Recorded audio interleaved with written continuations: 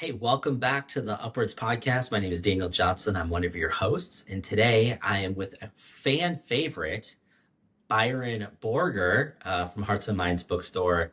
We love Byron. He's on this podcast a few times a year and shares incredible wisdom with us, incredible insights with us, and resources that we know that you want to get pen and paper out. If you're in the car listening to this, go back, look at the show notes, watch it on YouTube, all those things to find all these incredible resources. So, Byron, I want to start off today's conversation a little bit about seasonal reading.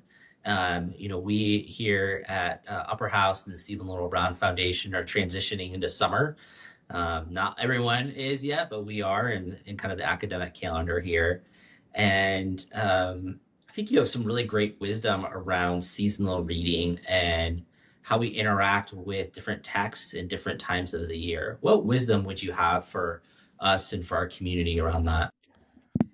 Well, I'm glad you asked that. And I have mixed feelings about that. On one hand, as we've talked about before, when Susan has interviewed me on the podcast here, we've talked about the liturgical calendar, the seasonal calendar of the church year.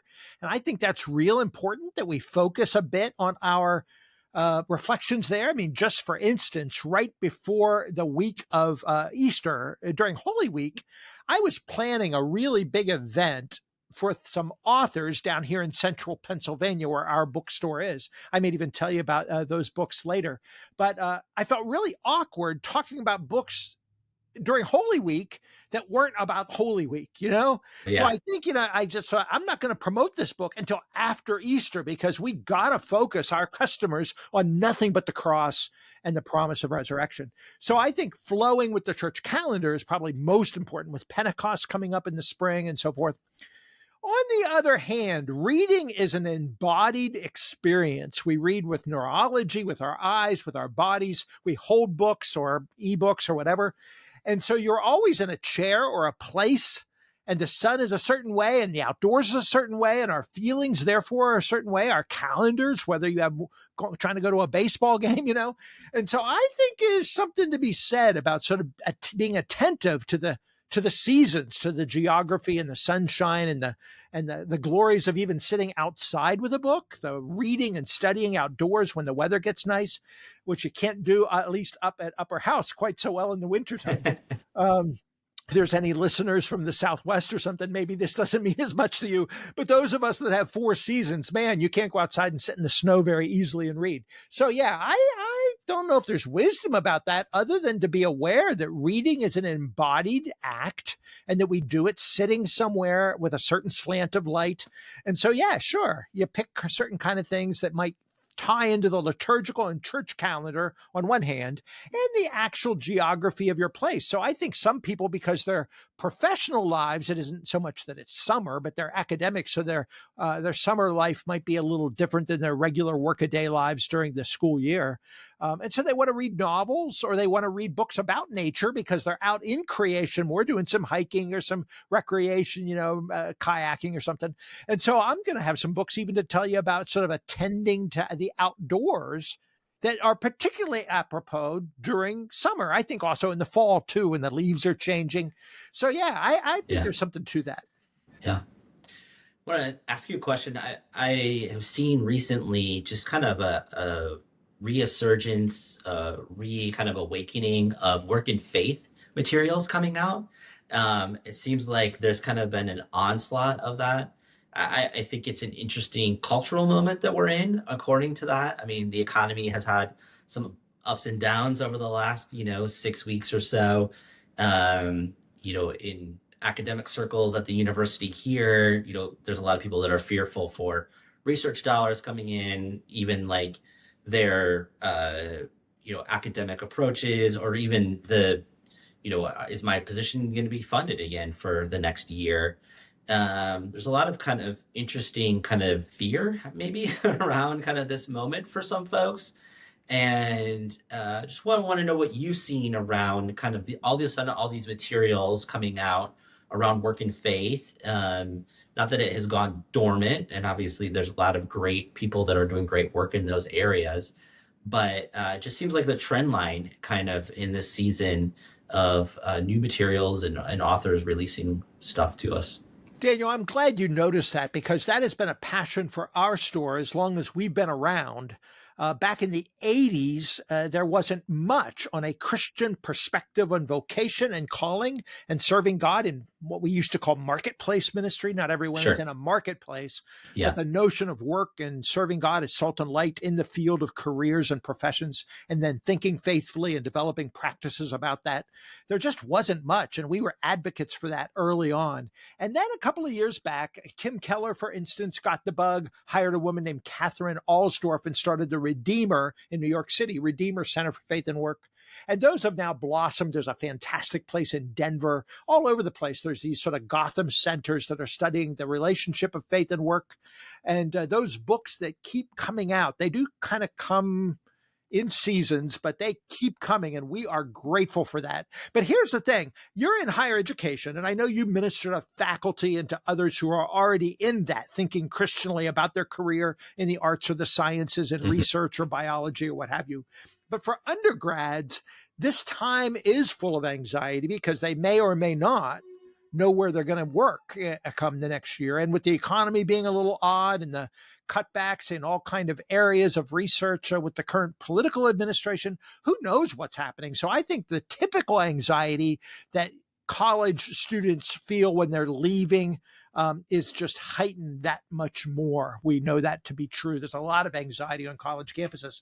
So I want to start off by telling you about a book by a wonderful, wonderful friend of mine, a woman named Erica Young Reitz.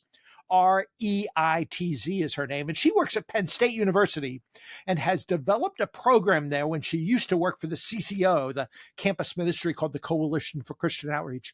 She worked for the CCO and worked explicitly with college seniors. She developed a program called Exit, which was analyzing the sort of needs students had when they were seniors to prepare them to transition well into the workaday world. Many Christians that are on campus, if they're graced to have a study center like you do, or fellowship groups like InterVarsity or Cru or CCO or the Lutheran fellowship groups or what have you, they're in sort of almost like a bubble of thoughtfulness, of Christians integrating faith and learning, of stimulating stuff around social concerns and so forth with idealistic young kingdom thinkers. They go off into the work world to get a job in Iowa or someplace in the middle of nowhere, and they may not have a church that's all that cool with the best contemporary Christian music and the great Christian scholars that they're used to. And so many Christians that are actually leaders on campus find themselves in a bit of a quandary when they go off and have to find a new church, and maybe have to develop some new friends and have to develop a way of thinking Christianly about the work world where they didn't quite land the job that they had prepared for. So anyway, Erica, in doing that the senior year, has prepared students to transition well. And she wrote a book about that a couple of years back on InterVarsity Press, and it just came out this past winter in a new updated edition. It is called After College. The subtitle is Navigating Transitions, Relationships, and Faith. And she looks at these key areas of faith formation, of developing friendships and relationships, of jobs faithfulness, and thinking Christianly about work. It's a key part of the book, and navigating that movement from sort of the abstract thinking about that together with Christian students, like at your study center, and actually living it out in the middle of nowhere when you get a job somewhere, maybe where no one else has thought that well about that. You are now a leader in this conversation in your own town because nobody else has come from this sort of place like the study center where you are at Upper House. And so it's really kind of interesting because they're both in a quandary, being sort of alone perhaps, but they also are now leaders because they know more about this topic maybe than anybody in their workplace or in their home church where they find themselves. So this book is about that, navigating that transition, about the first year out being so hard. If you've ever had Erica on your podcast, you probably have, but if you haven't lately, you should again. She is such an articulate spokesperson, such a gracious person, and she has tons of interviews she's done with college seniors that she's stayed in touch with, and many of them report that it's a lot harder once they're out of college than they ever imagined. So that transition book, it's a gem. She's really good, and she's still working in consulting and helping college students make that transition into the workaday world. So that's a good start on this Center for Faith and Work kind of lingo as it relates to ordinary 22-year-olds, in the work Yeah. world for the first time. Now, here's another book I want to tell you, and it goes hand in hand with it.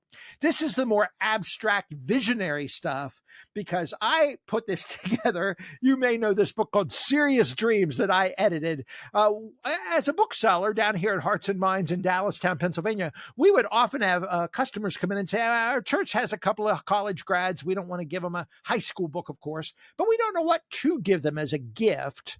And I realized there wasn't a great little book for college seniors going off into the workaday world that are college grads. I was asked to do a commencement address once at a Christian college. It's called Geneva in Beaver Falls, Pennsylvania, historical college. And I gave this rousing, plea for students to take what they learned at this Christian institution and live it out in the workaday world, to make a difference as sons and daughters of Issachar, as I said, from Chronicles 12, to sort of say 3 cheers for the stuff you've learned and 3 cheers for the way you're going to live it out in the workaday world. Even if it's hard, even if you have to suffer, you're going to do this for Jesus, and it's going to be great. Well, people wanted copies of that speech. I don't know why, but I didn't really have quite a copy. I had these notes. And then that same year, like a month later, a couple of weeks later, I listened online to a commencement address that an acquaintance of ours was giving at Calvin University, Calvin College at the time in Grand Rapids. And it was built around a Wendell Berry poem. And it was such a great address. And I thought, oh man, now that ought to get in print. And I got this idea to call up a handful of people that had done good college addresses, commencement addresses that were visionary about the faith and work connection, living your life into the workaday world. Not every commencement address does that, but I found a handful of people from John Perkins to Richard Mouw to Nicholas Waltersdorf, a number of men and women, a really, really good one by Amy Sherman that was offered at Malone College in Akron, Steve Garber, who's an acquaintance with some of you up there. And we put these together with some study questions and some notes, some little graphics about acorns that grow into big trees. And then I asked Erica Young Wrights, whose book wasn't out yet, but I knew she was working on it. I said, Erica, we'd like you to do like a little epilogue. I know it isn't a college address, a commencement graduation speech, but we want you to like bring it all home and tie it up with some practical insight. I wrote a foreword about kind of making a difference in your life and the way these addresses are also visionary and breathy. But I said, you know what, maybe in a different tone. I felt the Lord was guiding me in this, that God said, write a different kind of introduction that isn't breathy and change the world, but more like start small, live local, find a church, get a friend or two. Like, it's okay. Care for your parents. Write a letter to your old college pals. And so I wrote this long foreword, and some people said they think that's the best part of the book. Is this foreword I wrote, not so much the breathy, you can change the world by making a difference as a professional in your workaday career, but more just like starting small and tucking into a little town you find yourself in when you're out there looking for a job, or maybe you don't even have a job yet. So Serious Dreams, bold ideas for the rest of your life that I edited and that I've got 2 chapters in, and then that Erica Young Wrights wrote the afterword, which is the material that sort of developed with After College. She thinks that after COVID and with the rise of Gen Z, there are some significant changes with students that are now graduating in 2025, unlike those maybe a couple of years back. So that's why she revised the book. But she still would say that this is her second favorite book to give out to people after her own Serious Dreams. So it's kind of a 1-2 punch there with the idealistic, visionary sermons about making a difference in the work world and her practical stuff about how you make that transition well. Yeah, that's and great. If this is all new to you, some of you listening from wherever you're listening into the Upper House podcast, I'll just highlight a couple of real quick books, if I could, about this topic, since we're into it deep. Those are for college grads. There is a book called The Call by Os Guinness. I think it's a classic. It is one of the books that helped catapult this conversation about serving God in the workaday world. Back when it came out 25, 30 years ago, we had Oz at our own church, and he lectured on these impeccably. Back in the day, before the book even came out. And then when the book came out a good number of years ago, the lecture notes that he gave at our church were the actual things that were in this book. Finding and Fulfilling God's Purpose for Your Life.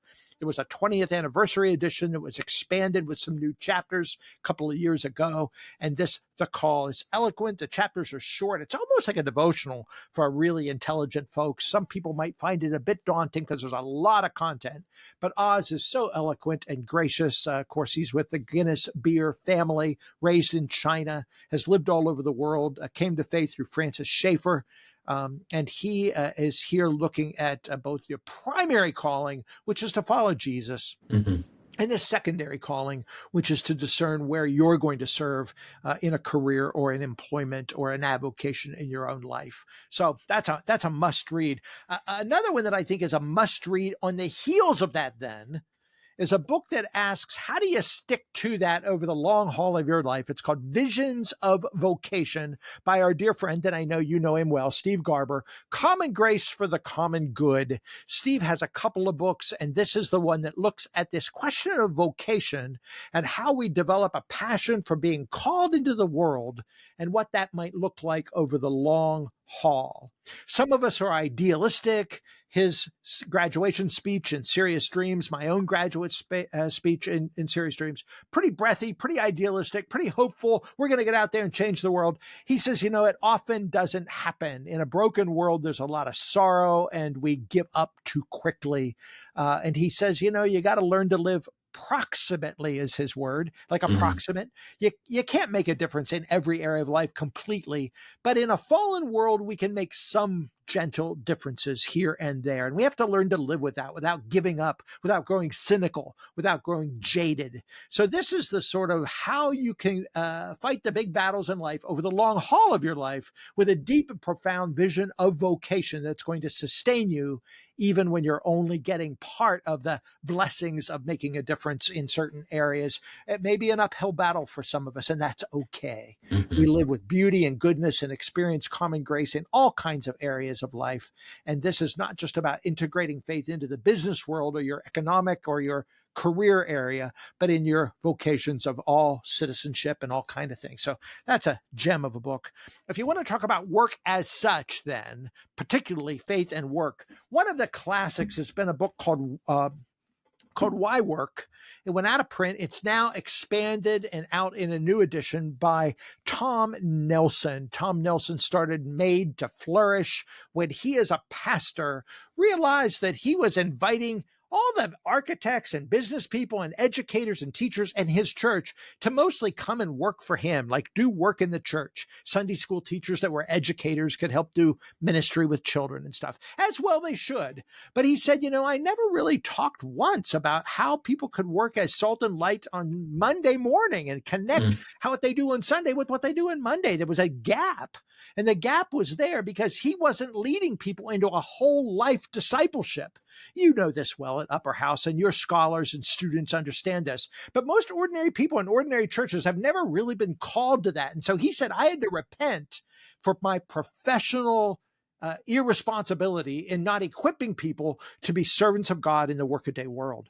And so he wrote this book, and there's little sidebars throughout it of architects and business people and nurses and engineering folks and computer science people in his church that learned from him that they could serve God in their work world and how they do that, the extraordinary purpose of kind of ordinary work. Well, the book's been expanded and changed around a bit. It's brand new now, and it's called Why Your Work Matters, How God Uses Our Everyday Vocations to Transform Us, Our Neighbors, and the World, by Tom Nelson. So that's a real good one if you have not studied this topic at all. Of course, I mentioned Tim Keller's book, Every Good Endeavor, that Catherine Alsdorf worked with him. That's sort of one of the cream of the crop books, serious and hefty.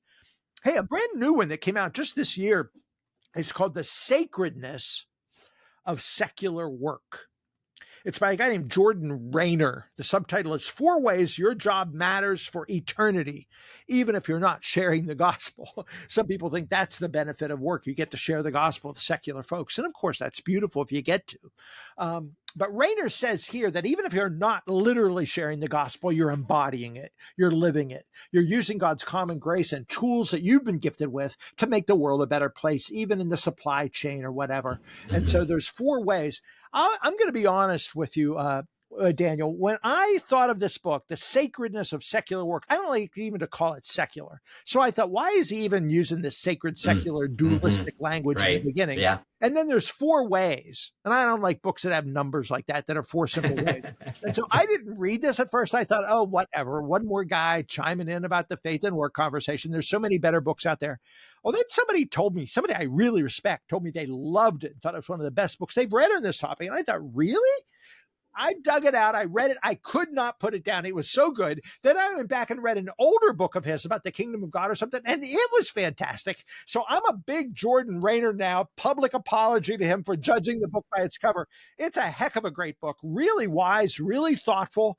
It does admit that the Great Commission is part of the commission we have to share the gospel, but it's not the only commission. We're called to love God with all we've got. We're called to love our neighbors well. We're called to think and use the mind that he has given us. This is personally relevant. It's devotionally, it's biblically faithful. It really is a hoot of a book. It's fun. It's interesting. Lots of stories, lots of biblical stuff. He looks at this whole journey of the Bible from creation to the fall that messes everything up to the hope of redemption and the scope of God's work in the world. So I'm a fan. The Sacredness of Secular Work. 4 ways your job matters for eternity. And that's by Jordan Rayner. That's a recent one. And I'm glad that I read it. I think some of your people will. He's great. He's great.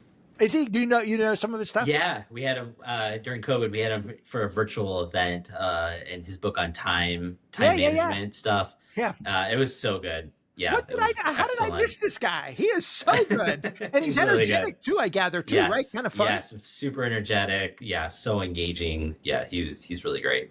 I like him a lot. They say he is a leading voice in the faith and work movement.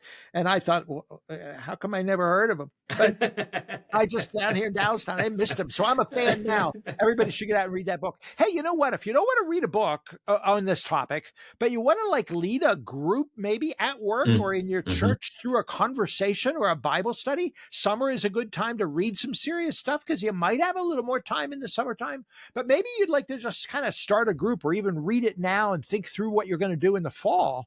There is a Bible study guide called Go Forth. It was created by the Redeemer City to City movement that now is the umbrella group that runs their Center for Faith and Work in Manhattan. And this is called Go Forth, God's Purpose for Your Work. It's an 8-week Bible study by Redeemer City to City folks. And what's really cool is it's laid out pretty nicely. There's some graphic pictures on the inside, some cool super graphics. There's study questions. There's some ready to do stuff. Then there's a key Bible references they give you. They give you a response, almost like a little liturgical reading or prayerfulness that you can do at the end of the session. So it's ideal for small groups. I'm a big fan of this. They've done another book that's kind of like this that has QR codes in it where you get videos that pop up. That's another resource that the Redeemer people did about justice in the work world. Highly recommend that as well. But this global faith and work initiative, this is the basic one that guides you into what it means to think Christianly about the work world with others, thoughtfully done to discuss and have a conversation. You can buy a bunch of these from us. Everybody could use them, read them together. I'm a fan of that as well. Good, handsome resource for a Bible study guide on this topic of faith in the work world. So, college students going off into the world, now's the time to think about this stuff. My fear is that some people that haven't grappled with that well in college, they've heard it maybe, and they have a sense of holy and high calling into the work world. They know it's okay to be a butcher or a baker or a candlestick maker. They don't all have to go be missionaries. They get that, but they haven't really grappled with it. They're going to get a job. They're going to be super busy. They're going to be trying to get up the ladder a little bit in their career. And frankly, they're not going to have time to think about this stuff. And then a couple of years in, the corporate culture is going to shape their imagination, and the practices that they do day by day are going to so erode their Christian vision. But that by the time they get around to thinking about this seriously, a couple of years in, they've already sold out to the company model and to the work world practices and to the vision and assumptions that are brought to the table by their bosses and by their corporate culture or their factory culture or their engineering culture or the institutions of which they're a part. So I am begging folks to do it now before the time runs out, before you've already given up too much of your soul and your imagination and your intelligence. Think about it now, early on. So if you're a college graduate or a recent graduate, dig into this topic now while you still can. Hmm. Absolutely. Absolutely. Yeah. It's so important in that transition. I think one of the interesting pieces about the college dynamic right now is that everything is tailored to the student, right? It's the student experience. The student gets to, an 18-year-old gets to take a survey on a professor about how well Yeah, they taught the class, yeah, right? yeah, And then yeah. other students get to decide whether they're going to, take that class based on that. And, well, we're relying a lot on people that don't have fully developed brains yet. I mean, there's a lot of things in the mix there that I think are really could be problematic if the discipleship isn't done right, and you see a huge drop off of students leaving faith, leaving the church, after college. They get to a place that they don't, a job, they land a job in a place that they don't know how to get connected with the right community. Maybe they try to stay connected to their old community by like doing church online, which that essentially wanes over time, and they just feel really alone and isolated. And then, without community, it's easy to lack faith or even lose it. Yep, yep. And so if you're listening out there and you care about college students, or you care about young adults, or you care about those transitioning into a new location and a new career after college, get them one of these books. Read After College, read Serious Dreams at least. Give them some vision and some hope and some skills to make that transition well, because everything Dan just said is so true. That's really, really the case. We're talking about young adults and making a difference in the work world, or older people that want to think again about the fresh stuff like Jordan Rayner's book, The Full-Time Career of Serving God in the Workaday World. Also, there is a time and place for thinking about rest, for Mm-hmm. thinking about things other than the calling to work. Vocation and calling is underrated too often in our culture, in our Christian culture, but sometimes we almost overstate that as if our work Mm-hmm. is all we do. So I'll tell you what, let me just tell you about a couple of books with summertime, better weather in the air. Let me just tell you about a couple of things that might be fun to think about in that regard. Can I do Yeah, that? that would be great. I just adore this new book. It is so lovely. It is so nice. It's a handsome little paperback. If you're watching, if you're listening, you can't quite get this, but it's a handsome little paperback that is full of woodcuts. And the woodcuts are all of animals, creatures that the book describes. The artwork is done by a guy named Matthew Clark. The book is written by a guy named Matthew Dickerson. Matthew Dickerson is a Narnia scholar, a Tolkien scholar. He's also a computer professor at a Middlebury College in Vermont. He's written books about fly fishing. He's a real nature lover, creation care person. And this book is called Birds in the Sky and Fish in the Sea. And it is both writing and a poem, a little bit of memoir where he's telling stories about visiting wetlands or coming face to face with crocodiles or cool birds. And then this artist that actually does the very creative pictures of different animals and creatures, birds in the sky and fish. It is really, really nice. This book is just lovely.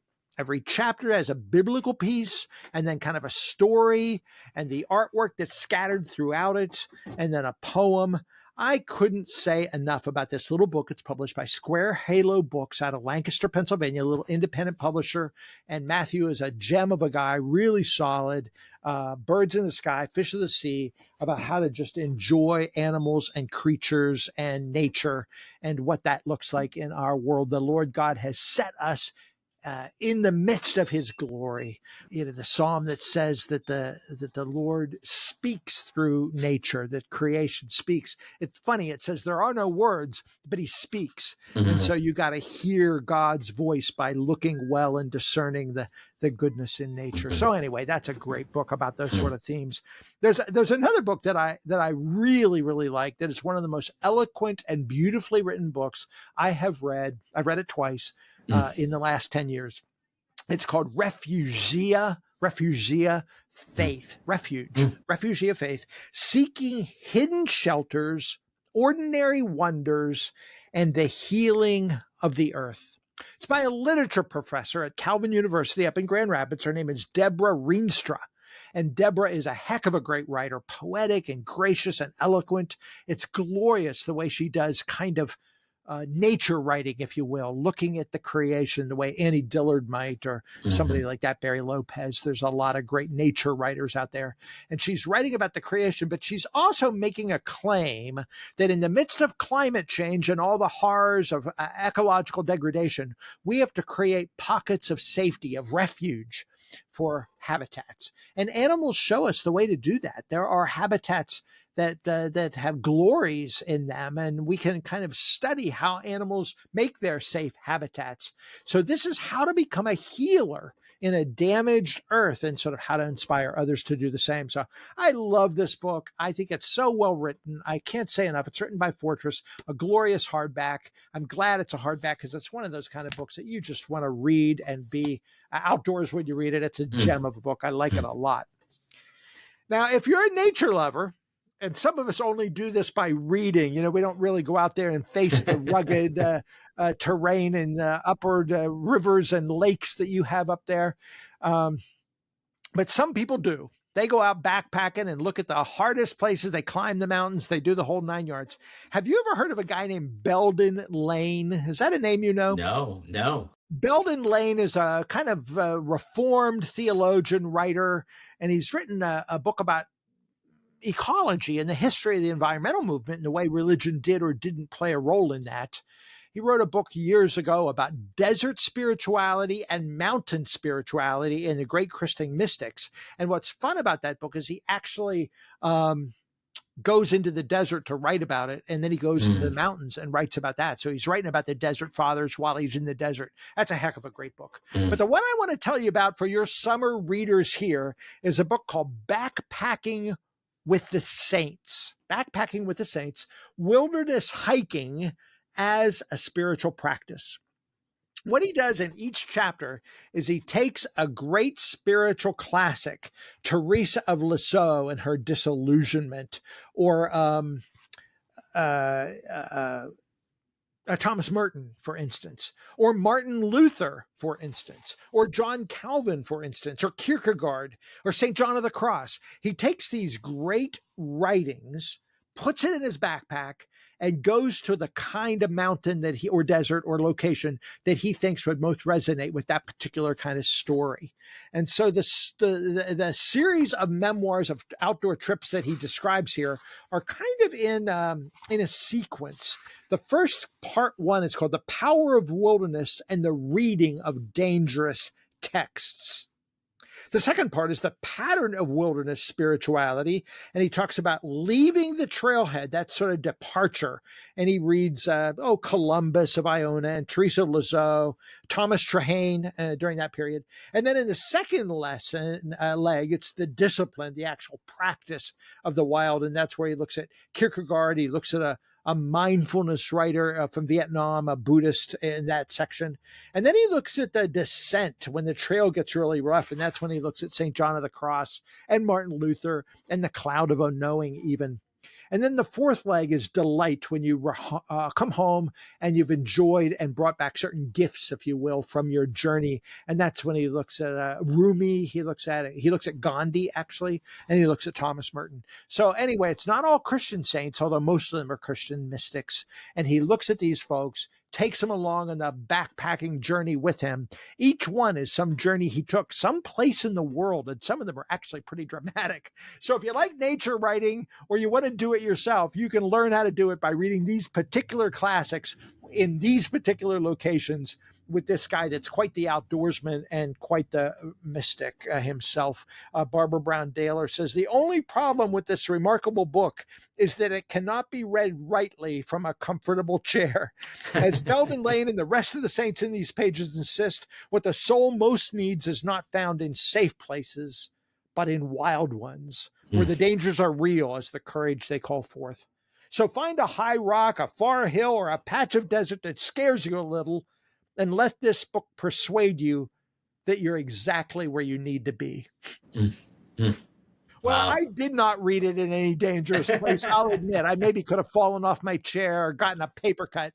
I didn't face any dangers with this book, but man, the wildness and the wilderness that he writes about, and then the way he invites you to think about these Christian saints, it takes those mystical books and brings them into a more practical light, frankly. I had read St. John of the Cross before, didn't care for it that much. When I read this chapter and how he put it in conversation with that particular journey and that particular place, I thought, oh, I get it now. So that was kind of fun. It's a nice way to be introduced to some heavy, mystical, contemplative writing while actually walking around on God's good earth. Yeah. Yeah. Those are Fun great stuff, huh? recommendations. Yeah.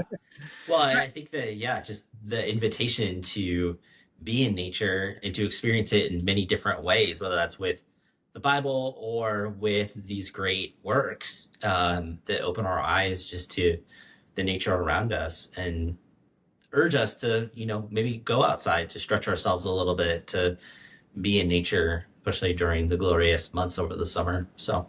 Now, one of the places where you can do that, where you can kind of combine the virtue of stewarding well and caring well for the particular place God has put us, and learning a little of the science of that while you enjoy things, is by caring for watersheds, caring for rivers and streams. I have two very good friends, and I want to tell you about them. I just brought them here to do some presentations in central Pennsylvania, and it was spectacular. The woman that co-wrote the book is Gail Hefner, who has worked until recently retired from Calvin University. She's got a PhD in urban sociology, but what she actually did at Calvin is worked for the provost office, trying to leverage the resources and the social capital of the college for the sake of the community. So she did academic-based service learning and all kind of repartee and working with others in the community, institutions and Black churches, all kind of stuff. And Gail was sort of an activist in the community. And then the other co-author of this book I'm about to tell you about is David Warner's PhD in biology, studied at Sable and some other places. He's an ecology prof and an environmental science professor there at Calvin. And they came to hear about 15 years ago, almost 12, 13 years ago, that one of the most polluted streams in all of Michigan, certainly the worst stream in Western Michigan, ran right through Grand Rapids, and it was called Plaster Creek. There's a reason it's named Plaster Creek. They eventually came to realize it was used to be called the Kenosha. The Indians call it Kenosha, I guess, Kenosha. And when white settlement people came in, found gypsum in the stream, and it became one of the largest mining locations for gypsum, which is turned into plaster. Became the largest plaster maker in the country and ruined the rivers. 13 mines in the turn of into the 1900s, with utter disregard for the native wisdom and practice that kept that stream alive for thousands of years. And within 25, 30 years, it became so bad that you couldn't even touch the water. And to this day, in 2025, they advise children not to play in the water. They don't let people fish in it because it is so dangerously toxic. Well, Calvin University, Gail and Dave got their students doing research on this. So they would go out with big waders and start getting the pollution counts, the toxic water counts, the E. coli counts.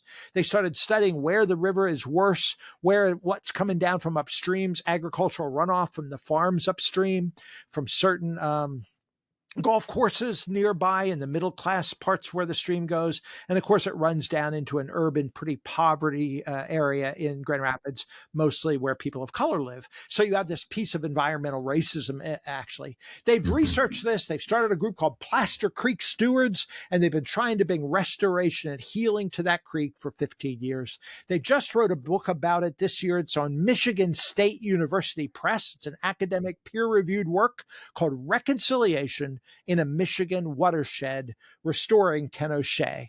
And Restoring Kenosha with the Plaster Creek Stewards of Calvin University, a Christian college, mobilizing people in the community to learn about planting indigenous plants.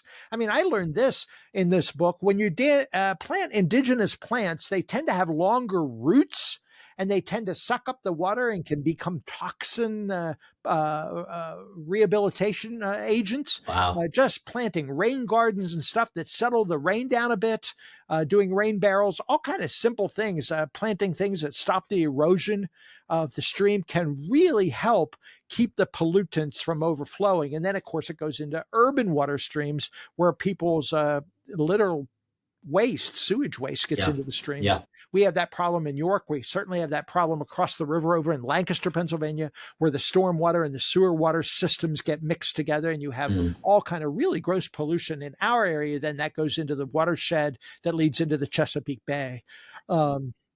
So even a little bit of square mileage where there's a little creek and a little watershed settles into, in Grand Rapids, of course, it goes into the Grand River, which goes into the Michigan Lakes. And so the watershed of the Great Lakes, which, you know, goes all the way down to the St. Lawrence Seaway.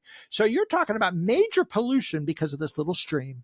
And they've committed themselves to spend the rest of their lives mobilizing people, churches and mosques, ordinary folks, social service agencies, and certainly the Christian college students there at the college to care for this creek. And this book tells all about it. I'm thrilled to promote this sort of academic book on Michigan State University Press, although it is applicable for anyone, anywhere, because this is happening all over North America, where watersheds are being polluted because little creeks aren't taken care of, in part because of, you know, runoff from people's lawn pesticides and because of cows walking in the water where the farmers aren't being careful. I mean, all kinds of stuff. Sure. And they've been doing this now for decades. And they wrote the handbook on stream reconciliation. They like to talk about reconciliation because they think that planting some native grass and stuff is part of the struggle, but that you could clean up a creek, but if you haven't like affected the social power relationships between people groups,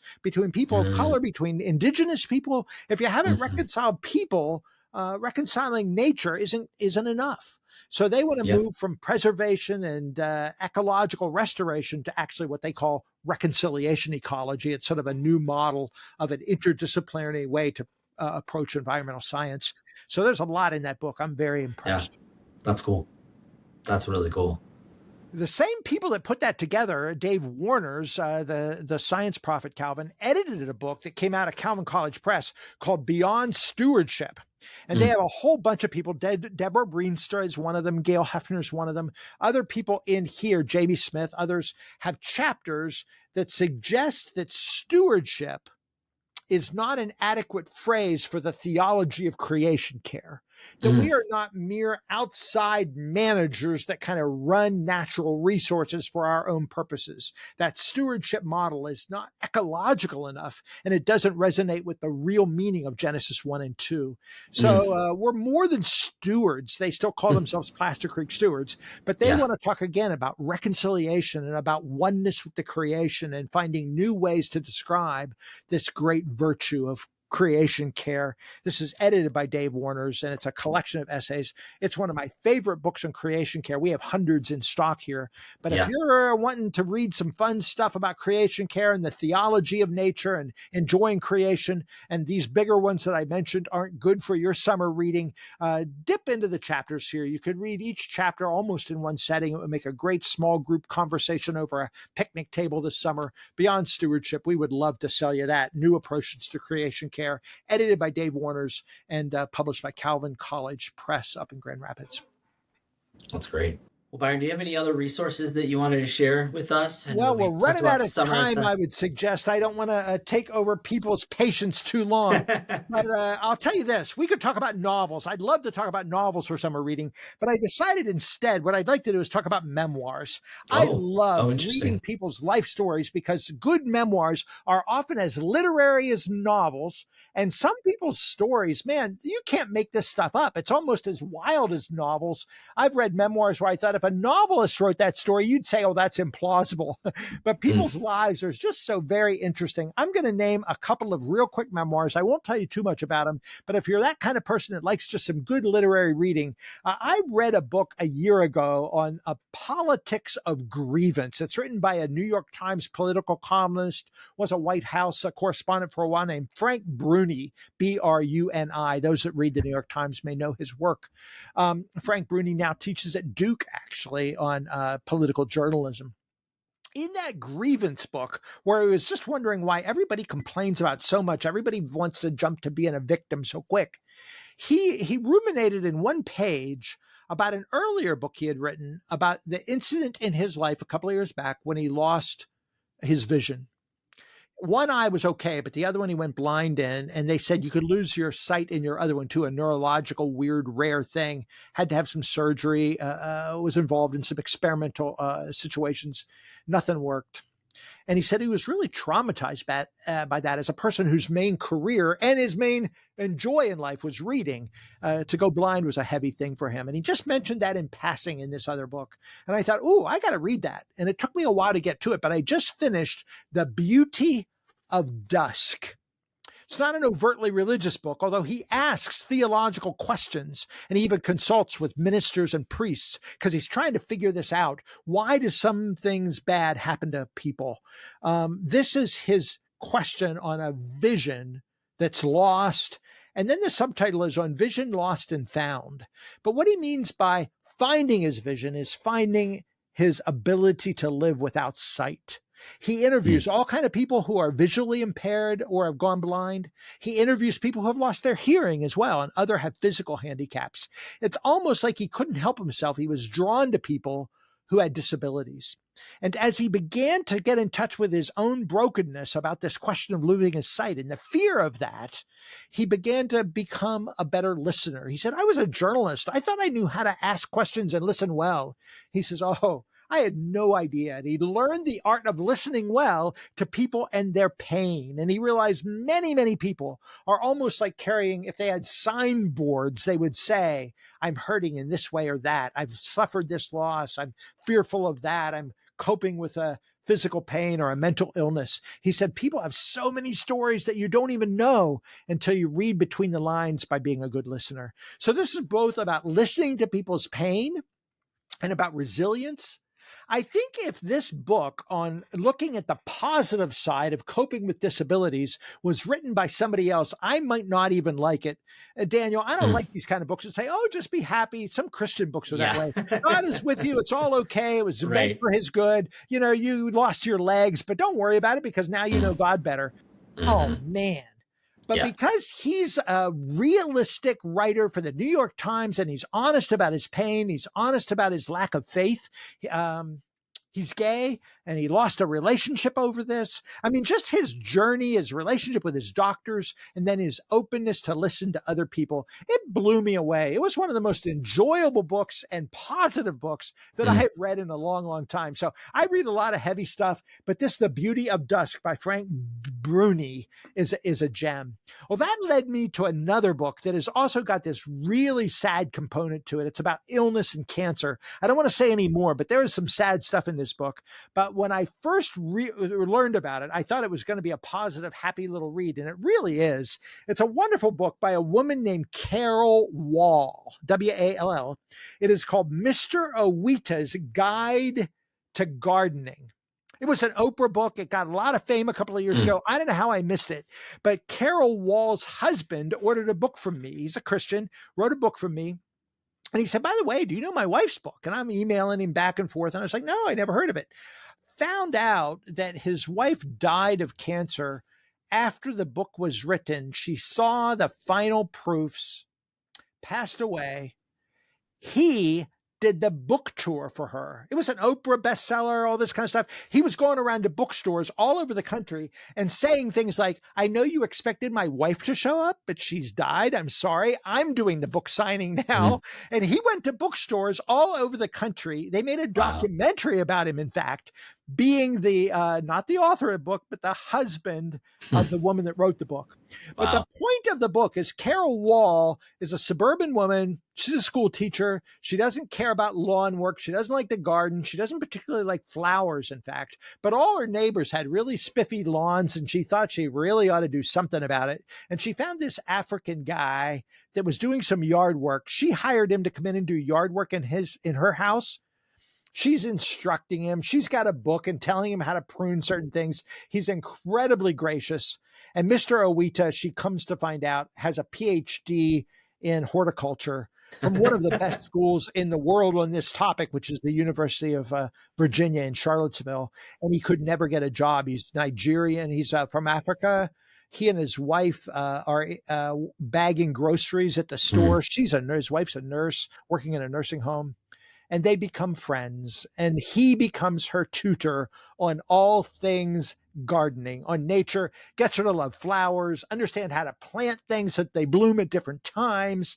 It is a gardening manual. It is a journey of two friends. They both have dear spouses, but they are friends. There's no romance going on whatsoever, but they have a lovely friendship, cross-cultural. They're both Roman Catholic, they find out. And it is about their journey and beginning to cope with some health issues that they both have to experience. Mr. Owito's Guide to Gardening. The subtitle is How I Learned the Unexpected Joy of a Green Thumb and an Open Heart. So that's a great memoir that I absolutely love. Let me just tell you about one more that is really just fascinating. I don't know much about this author, Kelsey Osgood. She wrote an earlier book, which was a memoir about anorexia. Be that as it may, this brand new book is called God Struck. And it is the study of 7 women. So it isn't exactly a memoir. It's sort of the biographies of 7 women who each have religious conversions. Now, here's the thing. They don't all convert to Christ in the way we as evangelicals might expect. 1 or 2 of them are, in fact, evangelical born-again conversions. Others are conversion from evangelicalism, say, to Orthodoxy or Roman Catholicism.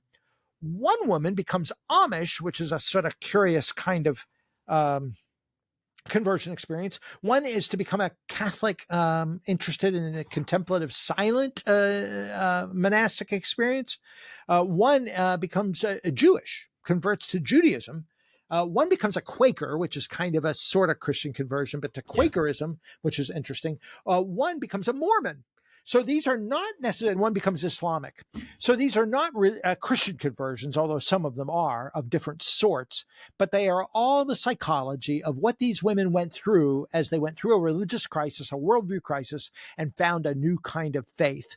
Of course, I'm not going to advocate someone becoming a Mormon or a Muslim, but their stories were very tender, and why people would be drawn to a religious conversion, whether it's becoming Amish or becoming evangelical or becoming Catholic, they're just fascinating. So I really like this book. For any of us that are in the evangelistic business or the mentoring business, those of us that work with others that are just interested about what goes on in people's souls and how they narrate their lives, this book is just really, really fascinating about women and their journey to new faith. So that's sort of an interesting resource that might be fascinating for some. That's great. Well, Byron, we covered a lot of different subjects, work in faith to summer reading to some memoirs. Thank you so much for bringing us these titles and your insights into them.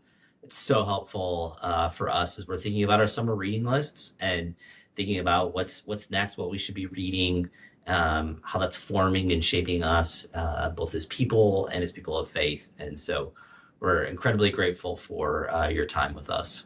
Well, thank you, Daniel. It's an honor to be here. I respect you guys so much. I got 6 or 7 I didn't get to on spiritual formation, because this time of year is also a time when we're hunkering down a bit, we're resting, we're reading outside. Maybe it's a time to attend to your soul. So there's some books about spiritual formation and reading the Bible well, the inner life. If anybody wants to ever send me an email and say, what do you got on that topic or this topic? I'd love to correspond. It would be fun to talk further. We'll have to do this again. Yeah, absolutely. So all the titles that Byron talked about will be in the show notes here in the episode, so you can click those. And we encourage you to reach out to Byron at Hearts and Minds to order those books. We love supporting what we call local, which is a friend here as a part of the Upper House and Stephen Laurel Brown Foundation community. So Byron, thank you so much for being on the podcast with us today. Thank you for our audience. And we encourage you to go in peace.